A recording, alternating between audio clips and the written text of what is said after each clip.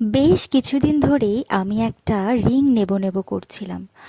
যদিও অনেকগুলো দোকানই দেখেছিলাম, কিন্তু মনের মতো ডিজাইন ঠিক পছন্দ হচ্ছিল না।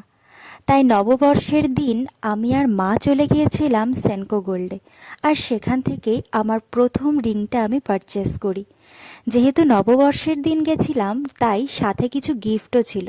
এরকম একটা সুন্দর সিলভার কোটেড রামের মূর্তি দিয়েছিল, আর সাথে দিয়েছিল এক বাক্স মিষ্টি। যেহেতু ভিডিওটা অনেক দিন পরে করছি, মিষ্টিগুলো সব শেষ।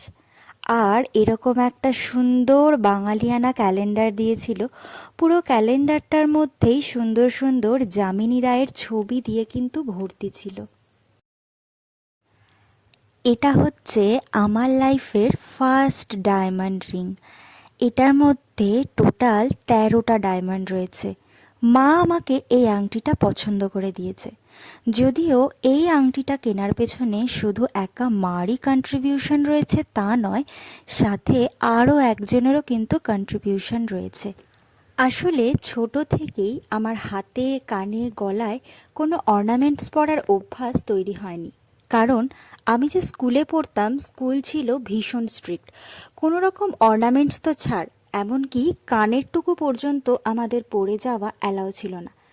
তাই প্রথমেই যখন ডিসাইড করলাম আমি একটা রিং নেব, আমি এরকম একটা একদম হালকা স্লিক ডিজাইন খুঁজছিলাম। অনেক দোকান খুঁজে শেষ পর্যন্ত সেনকো গোল্ড থেকে এই ডিজাইনটা আমার আর মার ফাইনালি পছন্দ হলো। আর নববর্ষের দিন নিলাম আমার প্রথম ডায়মন্ড রিং।